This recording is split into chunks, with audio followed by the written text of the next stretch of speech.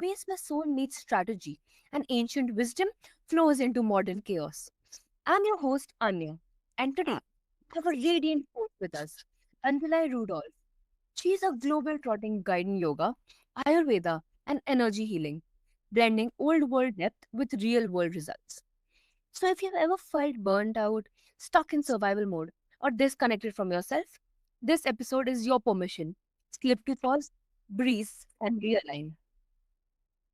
So, Anjula, you have lived and taught across continents, from India to Germany to Uganda. How have these diverse cultural experiences shaped your understanding of inner peace? Yeah, thanks, Ananya. I think there's one thing that is the base of every single thing in the universe, and that is, despite of our color, race, creed, ethnicity, whatever we have, we are all the same at the heart. So every human being has the same kind of emotions. They go through the same kind of challenges. And basically, they can also tap into their higher energies in the same way as every other person. So that's the bottom line. So it doesn't matter where we live, what we grow up with. What only matters is how we perceive life and what are our beliefs. That's the only thing that separates us from anyone else. Absolutely. So, do you find that the path to peace differs across culture, or is there a universal essence we are all trying to tap into? I think there is an universal essence to peace, because peace is a universal virtue, and the path may differ. Each one of us takes our own path. In yoga, we talk about four parts of yoga. So similarly, there's everyone has his or her own way of seeking that path, but the goal is the same. So no matter which path we take, as the different religions also show us that you can be a Christian, a Hindu, a Muslim, or anything else, but at the end of the day, your goal is the same. Everyone is seeking the same health and peace and prosperity and harmony in their life. So the paths may differ. Yeah, I love that, especially the idea of peace being both deeply personal and universally human. It makes the journey less isolating, doesn't it? Absolutely. And that's also important that we move out of that isolation and understand that we are connected. We are the entire universe. And there was at some point when my son was small, he once said something very interesting. And I really feel that there's so much truth about it. And he said, Mama, imagine that the universe is a huge human being, and each one of us is a single cell in that human being. So we are, that's how he perceives the universe as a child. And sometimes I think the children have that wisdom beyond our expectations. So I really feel that, yeah, although each one of us is in our own way very unique and different, but at the same time, we are all connected. And this interconnectedness is also at the root of all virtue in the world. Yeah, I absolutely agree. So, you said burnout is not just physical, it's energetic. Can you break down how tools like Reiki or Ayurvedic rituals can help restore that energy? Yes, absolutely. The thing is that we have to understand that burnout starts at an energetic level, or not only burnout, any kind of physical or mental illness starts energetically in our body. Since it is energetic, it can also be healed with energy, and Reiki is a very good way of doing that. And when it comes to Ayurveda, we all believe that we have all come from five elements. Everything in the universe is made of earth, water, sun, air and sky or the ether. So, if we look at this from that point of view, then we understand that everything that we are taking in terms of food, in terms of drinks, in terms of sunlight is contributing to the total energy that we have. So, when we understand that aspect and when we consciously start working on that, whether it is burnout or any other mental issue, or it's a physical issue, we can cope with that much more holistically than if we would just take some traditional treatment. Mm-hmm. Right. So, how can someone who's skeptical about energy work begin to explore it without feeling overwhelmed or woo woo? Yeah, so first of all, it's important that we understand that when you are looking with your naked eye, if you just look right in front of you right now, if you move your hand in the air, you would feel that there's nothing here. But is that really so? If we put the same area under the microscope, we would discover that there is so much more around us than what we can see with our physical eye. And the same also explains, when it comes to energy.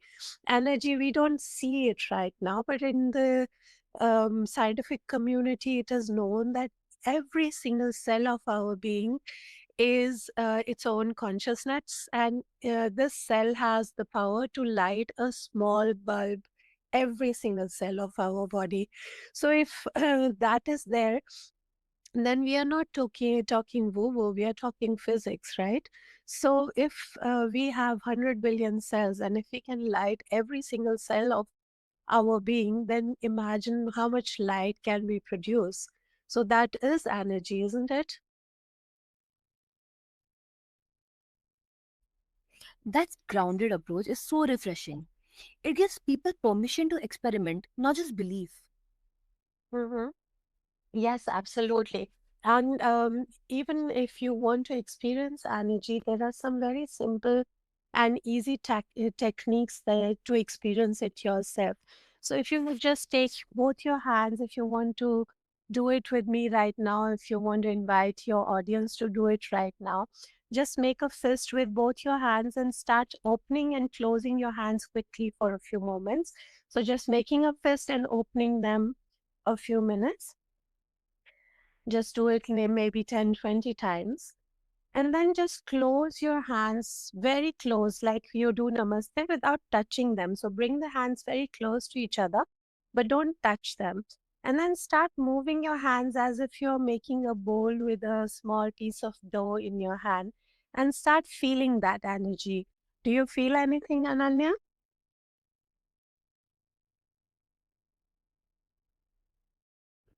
Yeah, I do actually. Yeah. So when you It's try to amazing. bring your hands closer, you would feel that there's something between your hands. And if you try to pull your hands away from each other, you would feel that there is a magnetic pull between your hands. So this is a very simple and easy way of experiencing that energy in you. So if your audience are still skeptical, then they should be able to experience it latest by now.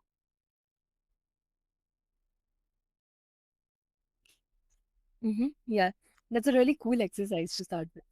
Yeah, yeah, and then of course we have the, like, when we are in cold, our body automatically switches its temperature. If we are in the heat, our body starts sweating. So we already have that body's response to, whether it is getting goose pimples or sweating. So your body is reacting to the temperatures around you. How does that happen without energy? That would not be possible physically, also, right? So we just need to start looking at energy from a different perspective instead of looking at something woo-woo or something esoteric. We really need to look ourselves as beings of quantum physics, then we would also understand that there is so much more possible than what we have believed until now. Yeah, makes sense. So, There's a lot of buzz around manifestation, but you're clear, not just about thinking positive. Mhm. What have we done wrong? See, exactly that's the situation, because most of us just believe that it's esoteric. So we are not trusting our own beings in being able to create something. And unless until we do that, we would not be able to manifest things. So first of all, we need to understand, if you just look around for your around yourself right this moment, you would realize maybe there is a table. We are right now communicating over a machine. There must be some chairs or whatever you see around yourself. At some point of time, they were just a thought. Somebody at some time thought of having something with which we can communicate. And that's how people started working on it. And initially, maybe they just came up with some letter writing, and then with time it became a phone, and then with time it became internet. So when you imagine that everything that we see around us right now was at some given point only a thought, and somebody stayed with that for long enough, working on it step by step, slowly and gradually, so that we could face a day where we can communicate miles away from each other over a tool that we call computer or a phone these days, right?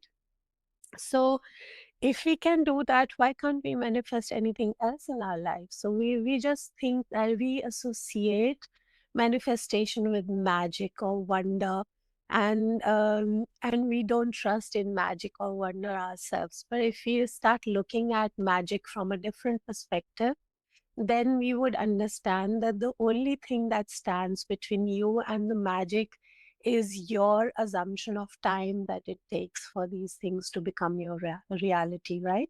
So if we just step out of that belief for a moment, then everything is possible. Yeah, we do fly these days. We have huge machines. We have all kinds of things that are there. And even if we forget that for a moment, even if we forget that the science has progressed so much, imagine that there were no machines, but somebody made those pyramids. How did they happen? Or we have temples in India which are almost inexplicable, explainable how we could build those temples without these modern machines. So there must have been some power that has prepared those things, right? So or the only thing to manifest is start understanding this power is within us, and in each one of us, every single person has that power. So once we understand that, then the tools start showing up all by themselves.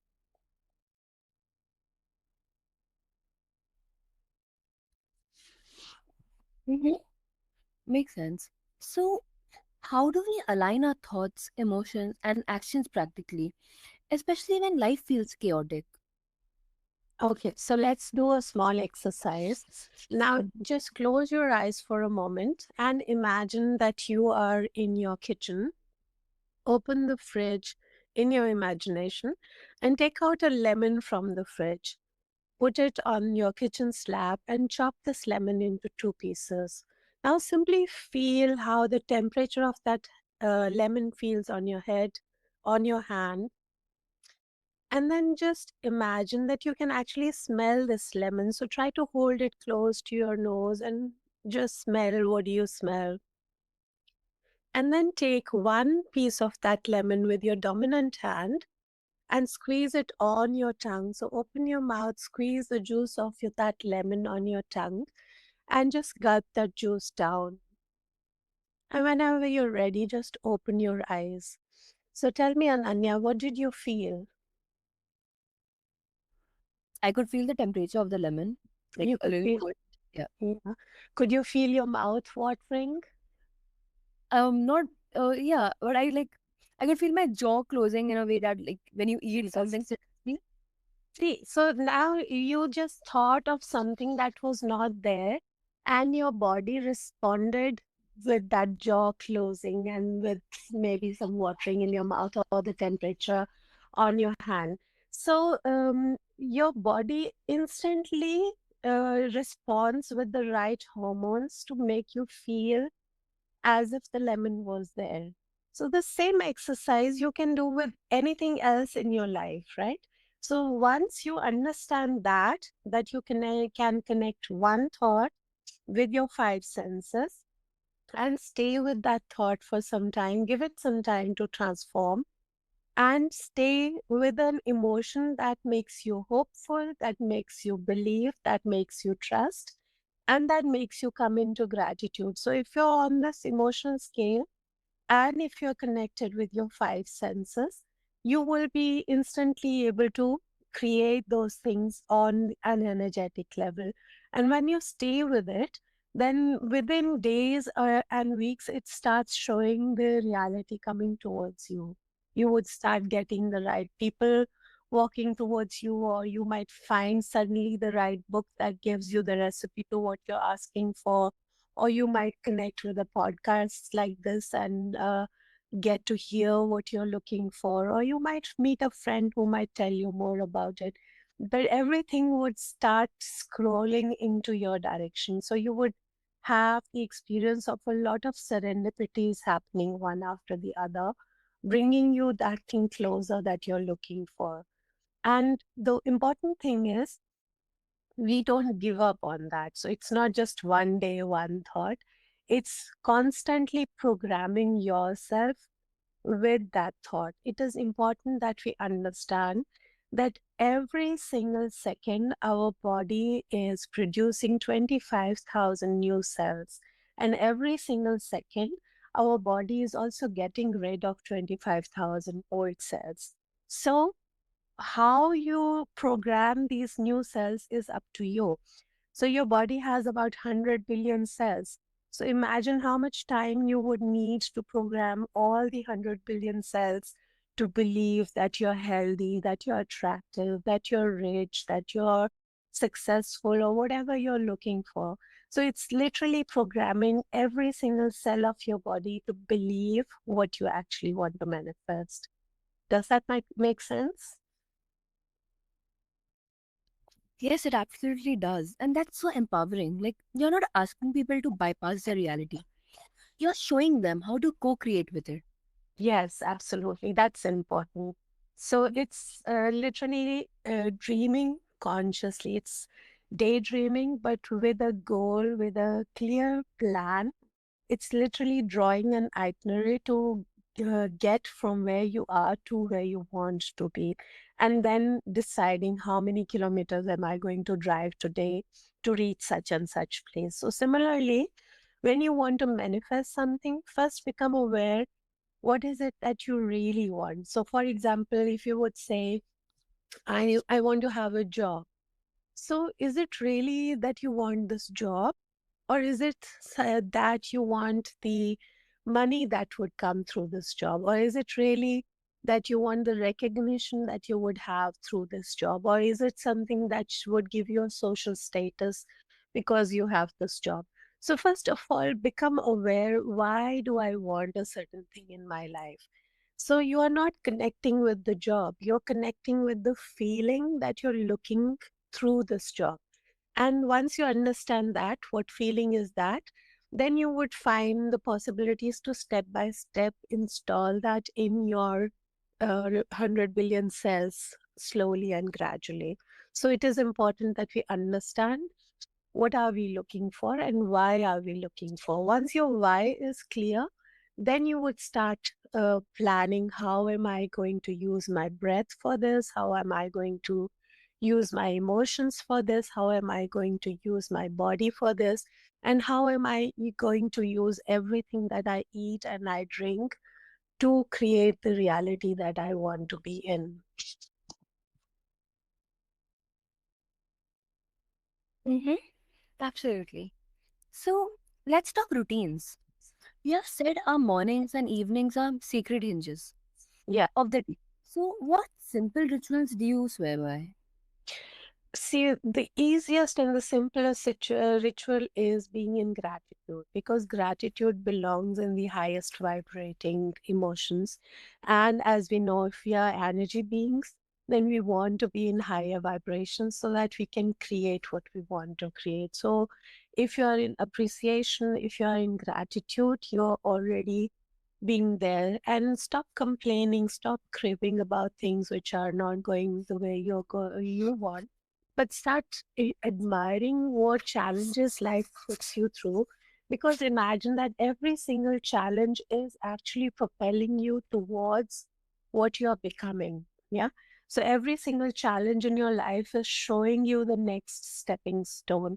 So once we become aware that I want to be in gratitude and I want to stay away from complaining, then that becomes a thought process. So if you can simply start your mornings with a sense of gratitude, take a few moments after you are awake, but still lying in your bed, and take a moment to look at your bed, the warm bed, and be in gratitude for that.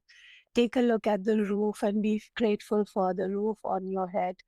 Take a look at your body and just be grateful that you are healthy and you woke up healthy this morning. So if you start appreciating everything that is around you, no matter how small or how big, then life would be giving you more and more chances of appreciating more.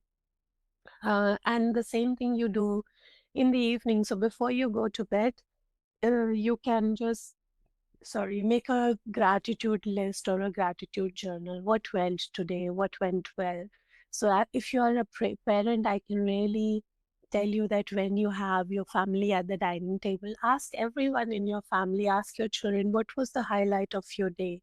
And let them go into details of how funny, how lovely, how amazing, how absolutely superb was their day. So the more they would get into that field with their emotions, the more they would connect with the highest points of their life day by day, the more they would be programming themselves to achieve that kind of life. Mhm. Absolutely. So, how can someone stick to these practices without turning it into another stressful checklist? Well, in India, we already have these rituals. You know, we wake up in the morning and we do karagre, how do you say Karagre? Saraswati Karma, no, sorry, Karagre Lakshmi, Karmadhya Saraswati, and Karbu Mule Shakti. So we already look at our hands and we sing this mantra that we have the power, we have the wisdom, we have the wealth in our hands. So that's already a gratitude practice. It's a simple mantra, but it is connecting you with your fortune, with the knowingness that everything that I'm seeking is already within me. Similarly, you can look for a similar mantra in the evening, or you can just do some pranayam practice like the Brahmi pranayam, or just deep yogic breaths before you fall asleep. Lie down in your bed and inhale, imagine all the goodness, all the peace, prosperity, health, wealth, wisdom into your body. And with every exhale, you're letting go of any fears, any discomfort, any pains, any strains in your body. So when you just sleep, breathing in all that you're asking for and breathing out what you want to let out, then it becomes part of your day-to-day thing. You're not doing an extra effort. You're lying down in your bed as you would usually do. Instead of scrolling on your bed, you would be actually just closing your eyes and connecting with your breaths. This is as simple as that. You're not putting any physical effort into it. You're not spending any money for it. You're not buying any new gadget to do that. Your breath is always with you. Hmm. Yes, grace over grind. I think we all need more of that. I think that too. Yeah, it's just the best things in our life are the simplest things that are there. The sun is there, the earth is there, the air is there. The best things are already around us. All we need to do is open our eyes and be grateful for what we have. So every time you drink a glass of water, feel that gratitude of the glass of water bringing you health and calmness. And every time you're putting a piece of bread in your mouth, remind yourself again how this nutrition is going to make you healthy. So once you connect every single habit of your life with those things, then there's nothing that's going to beat you ever. Absolutely. So, Anjula, your wisdom feels like a warm cup of chai on a stormy day, so grounding and full of heart. Yes, Ananya, I love chai. And I live in Germany where the days can be quite cold, and my chai is always a reason for me to be in gratitude. So, yes, it indeed is. Yes, that's amazing. And to our listeners, if today's conversation stirred something in you, don't let it fade. Visit www.yoganjulai.com and subscribe to Anjali's newsletter for weekly soul nourishment. Until next time, stay soft, stay strong, and keep seeking your inner.